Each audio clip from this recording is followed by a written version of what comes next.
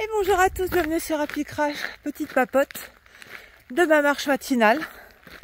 Et on va parler de, je sais pas en fait, de la vieillesse, de mon papa, voilà, on va parler en fait, tout simplement. À tout de suite.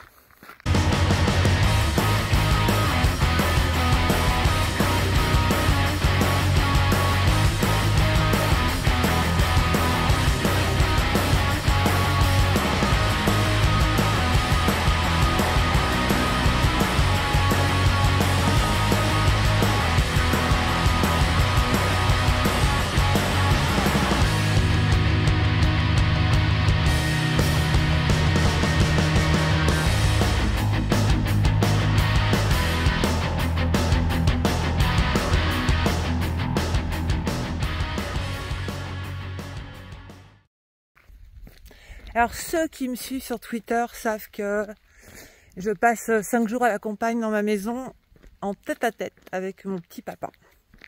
Mon petit papa qui a 85, très bientôt 86 ans. Et bah mon petit papa il perd un petit peu la tête, voilà. Donc j'ai pris avec moi, enfin... Vous voyez déjà le fait de dire prendre, j'ai déjà l'impression de parler d'un enfant quoi. Je lui ai proposé de venir avec moi, j'ai proposé à ma maman d'amener papa avec moi ici, parce que ma mère est très fatiguée et mon père lui prend toute son énergie, tout son temps, notamment du fait qu'il pose tout le temps la même question, il tourne en rond, il fait plus grand chose, ou alors très lentement. Maman est toujours obligée de passer derrière lui, éteindre les lumières, vérifier qu'il a bien pris son unique comprimé, micro comprimé de la journée, parce qu'il avait une malformation cardiaque, il s'était fait opérer du cœur pour une malformation cardiaque, et il a un micro comprimé d'anticoagulant à prendre tous les jours, et ça depuis 20 ans. Donc voilà, et maman qui est très punchy, on va dire, très dynamique, c'est une ancienne infirmière, hein, donc c'était on gère 40 malades, chacun son côté, tac, rien ne doit dépasser, les lits sont faits, les gens sont soignés. Donc voilà, ma maman elle est comme ça. Et en fait, elle a beaucoup de mal à...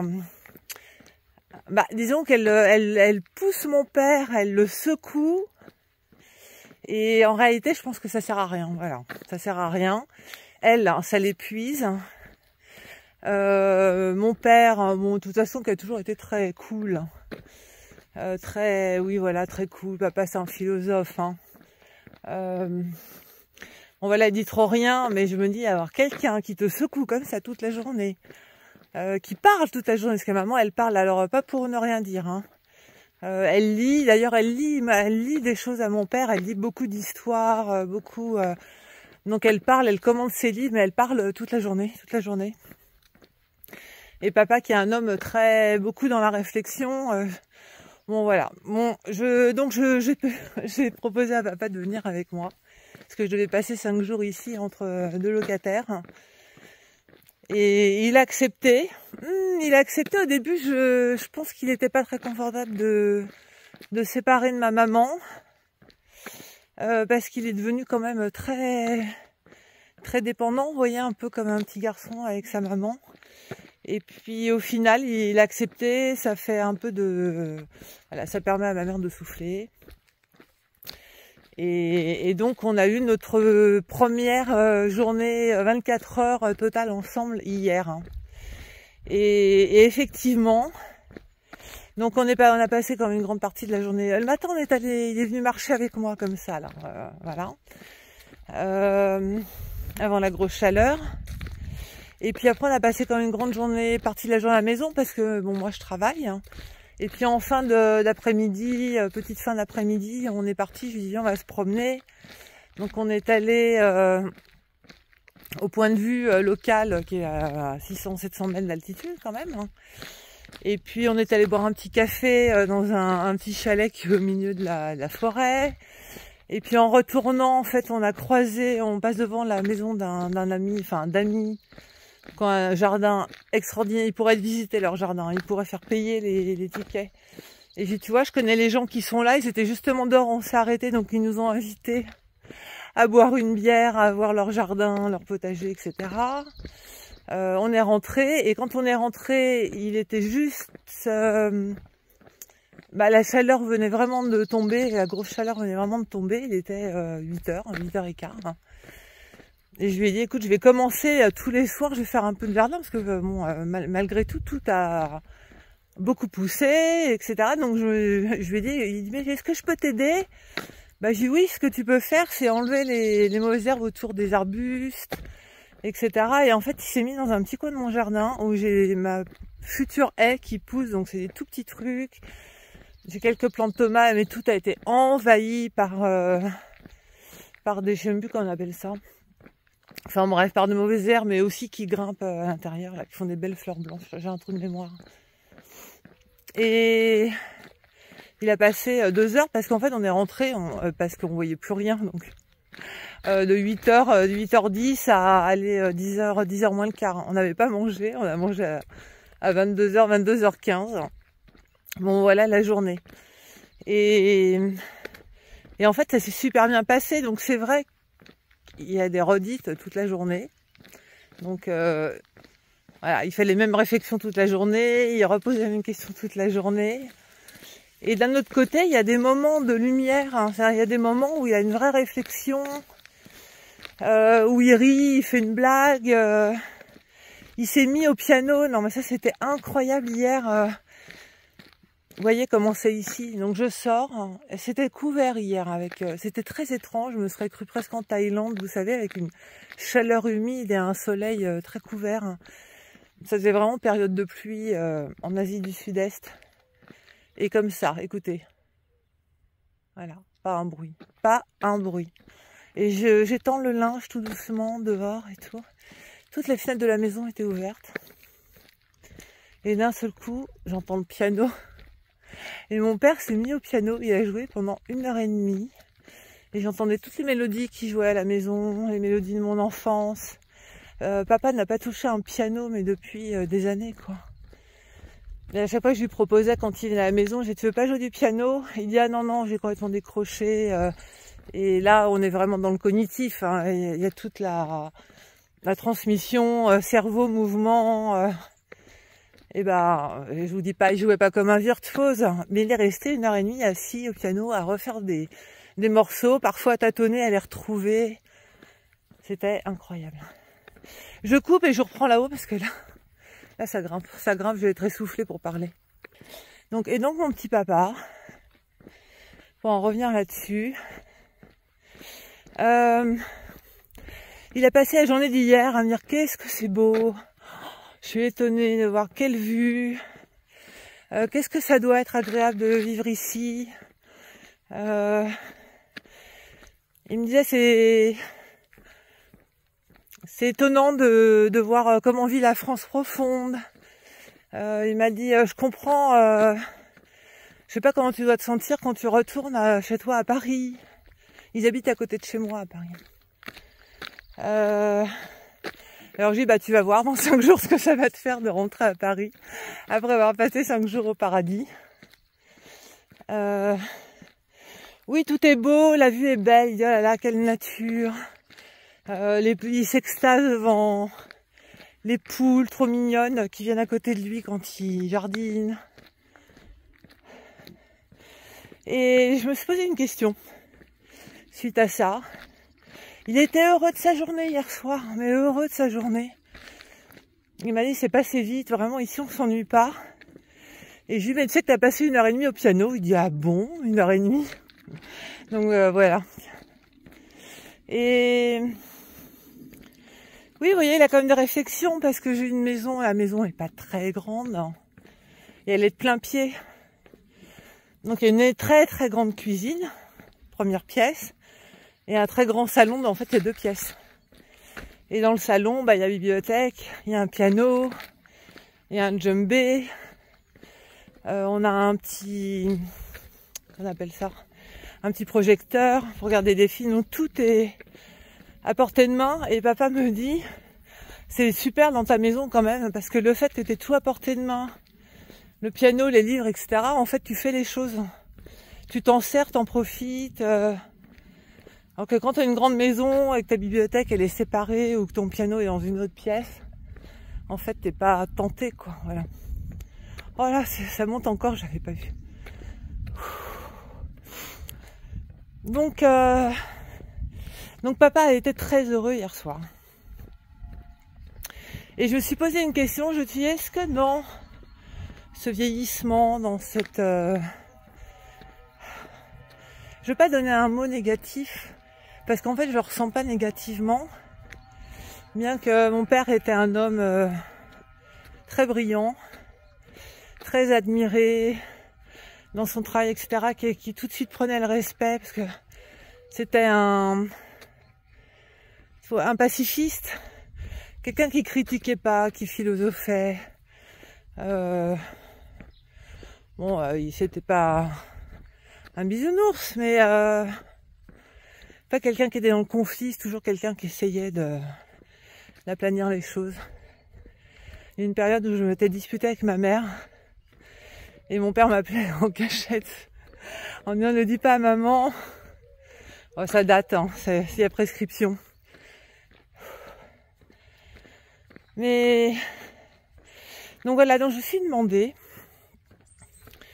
si quand on commençait à perdre ses facultés intellectuelles en vieillissant, j'espère que je vais arriver en haut de la côte, si en fait notre vraie nature, notre nature de fond ne ressortait pas.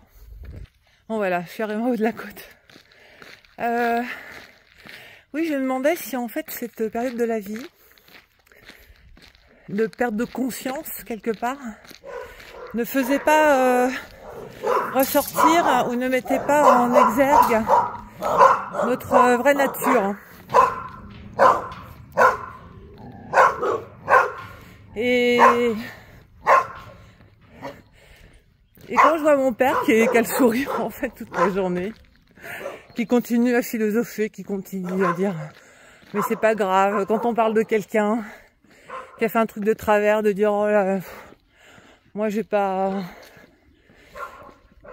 par nature j'aime pas critiquer les gens, de s'émerveiller devant, bon, après les chiens font pas des chats parce que je pense que je suis un peu pareil, mais de s'émerveiller devant des fleurs, devant la nature, devant une vue, une colline quoi, une colline, un bel arbre, une tomate fraîche, bon voilà.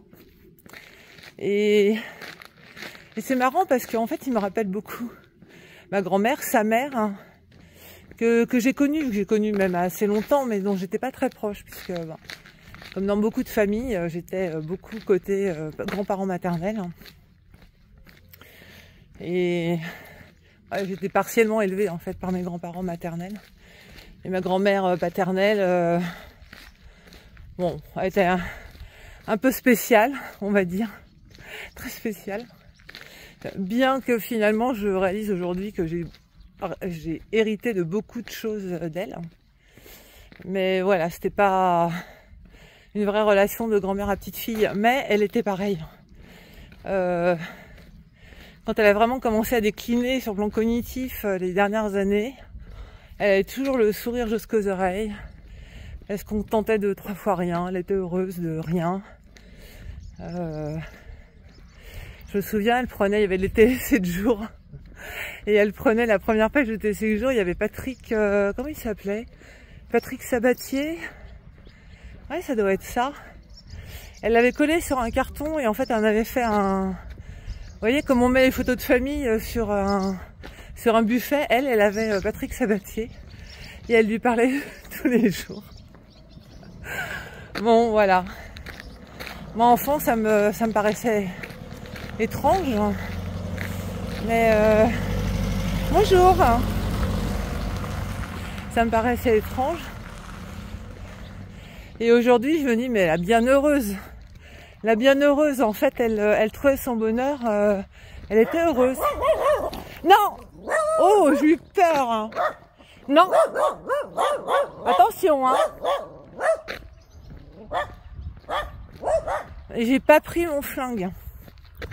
Normalement, quand je marche comme ça... Non! Non! Non! Normalement, quand je marche comme ça, j'ai un pistolet à poivre. Parce que dans une maison là-bas, ils ne le laissent plus dehors, leurs chiens. Ils ont un énorme... qu'est-ce que c'est? Une sorte de... Non, vous savez, c'est les chiens de combat, là, qui ont la gueule écrasée. Truc, mais... Et je suis passée comme ça. Je courais. Bon, là, je marche, mais je courais. J'ai vu le chien dans le jardin se mettre à aboyer, mais la baffe qui pendait. Il court vers moi, il saute par-dessus le grillage. Non, mais j'ai eu la peur de ma vie, hein. Il vient vers moi. Je me suis mise à hurler, mais appelez-le, appelez-le. La fille est sortie de chez elle, elle l'a appelé, le chien, il était à 1 mètre de moi. Franchement, j'en venais pas large. Et la fille, c'est vrai que je me suis énervée en disant non mais c'est inadmissible, c'est des chiens comme ça, etc. Et depuis, je me suis acheté un pistolet à poivre. Et quand je cours ou que je marche, je le prends parce qu'un truc comme ça, bah voilà. Et ça ne tue pas. Voilà, ça immobilise un homme ou un chien pendant 45 minutes ou 1 heure, hein, parce qu'en fait ça brûle les yeux, quoi. Voilà. Bon bref, donc digression un peu imposée quand même. Oui, donc je parlais de ma grand-mère et je me disais que mon père me faisait beaucoup penser à sa mère, qui est vraiment, qui a eu une fin de vie vraiment bien heureuse. D'abord parce qu'elle a la chance que son fils s'occupe d'elle. Donc elle est restée chez elle avec des assistantes toute la journée. Et je parle de ça il y a 35 ans. Ouais, même plus de 35 ans, 40 ans. Donc il y avait une aide ménagère, il y avait quelqu'un qui venait la faire manger, faire la cuisine à manger, quelqu'un qui revenait le soir. Et mon père, tous les soirs en rentrant du travail, allait la voir. Et en partant le matin très tôt, parce qu'il devait traverser Paris, allait la voir vers 6 h du matin. Bon, et elle est morte en bien heureuse chez elle, en dormant, avec un sourire jusqu'aux oreilles. Le rêve de tout le monde, en fait. Le rêve de tout le monde. Et oui, bah voilà, je vois ma grand-mère quand je vois mon père, le sourire. Et je reviens à mes moutons, donc je disais, je me demande si le fait de vieillir, comme ça, et de perdre sa conscience quelque part, en tout cas en phase de perte de conscience, hein, il n'est pas complètement non plus, voilà. Voilà, ça fait pas ressortir notre nature profonde, hein. Et parce que je me dis, il y a des personnes âgées très acariâtres, mais qui deviennent méchantes. J'en ai vu moi, hein, parce que je m'occupe un peu de personnes âgées. Voilà, dans un EHPAD à côté, enfin une résidence de seniors. Il y a des gens très aigris, très méchants, qui me disent des horreurs sur leurs enfants, leurs petits-enfants, qui sont agrippés à leur argent, qui veulent pas aider, qui prennent du plaisir des fois à pas faire quelque chose qui pourrait aider quelqu'un de leur famille. Enfin, c'est vraiment... je vois de tout. Et des gens qui sont en perte, comme mon papa, qui sont en perte comme ça de conscience ou de faculté cognitive. Et mon papa est à l'inverse de ça, voilà. Tout est beau, tout le monde est gentil, tout va bien, il est facilement heureux, un petit truc le comble. Et ouais, je pense que ça fait un peu ressortir, hein. Moi, je suis à peu près persuadée que notre vrai fond, notre vraie nature ressort à ce moment-là. Et il est bien heureux, mais alors je suis aussi bien heureuse, hein, parce que ça aurait été D'abord, ça aurait été un choc un peu psy pour moi de voir mon père tourner acariâtre. Mais ça aurait été très difficile en fait, parce que moi hier, oui c'est fatigant, enfin c'est fatigant. C'est pas fatigant, mais c'est vrai qu'il y a 10 fois la même réflexion, 10 fois la même discussion. Donc je répondais 10 fois la même chose. Et oui, ça peut user, je pense, au quotidien, long terme. Mais c'est rien à côté de quelqu'un qui va être méchant, qui va... vous voyez, c'est rien. Et en plus, j'ai l'impression d'un peu de réparer quelque chose. En fait, je vous dis tout là. J'avais mon grand-père maternel, hein, donc mon grand-père maternel avec lequel j'ai passé plusieurs jours par semaine dans mon enfance. Mon grand-père maternel a eu Alzheimer, hein, et il a eu Alzheimer. Oh, ça a bien un prix. J'ai du mal un peu à resituer, mais je dirais 4-5 ans vraiment avant qu'il décède. 4-5 ans avant qu'il décède. Et bah, ma grand-mère était un peu comme ma mère, d'abord elle avait une vie qui lui permettait pas, qui lui a pas permise d'être cool, souriante, etc. C'est des gens qui ont eu des vies avec des drames, hein, des pertes d'enfants, avec des drames, la guerre, mon grand-père prisonnier, pas d'argent, 5 enfants, ma grand-mère s'est retrouvée avec 5 enfants, un qui est décédé pendant la guerre, enfin de manière horrible en plus, bon bref. Donc et mon grand-père donc qui avait Alzheimer, ma grand-mère ne supportait plus. Bon, elle s'en occupait très bien, elle le soignait, elle s'en occupait très bien, elle était elle a toujours fait tout ce qu'il y avait à faire de manière très dévouée. Mais quand on a quelqu'un qui vous met la table, on est 3 et qui vous met la table pour 8 personnes à 4 heures de l'après-midi, qui vous répète toujours la même chose à longueur de journée, qui part se promener, qui se perd systématiquement, c'est les voisins, des gens qui ramènent. Bon, c'était une vie très fatigante pour ma grand-mère. Et pourquoi je vous raconte? Ah oui, voilà, parce qu'en fait, donc moi je passais énormément de temps chez mes grands-parents, parce que mes parents travaillaient beaucoup. Maman était infirmière, elle faisait des gardes de nuit, etc. Donc j'étais beaucoup chez eux. Et moi, à cet âge-là, bah voilà, cette période-là, c'était entre, je veux dire, 7 et 12 ans à peu près. Et je l'envoyais balader, en fait. Je l'envoyais tout le temps balader. Et vous savez, vous avez 10 ans, vous avez même si c'est votre grand-père que vous adorez, qui vient vous répéter 10 fois la même chose, vous posez 10 fois la même question dans la journée.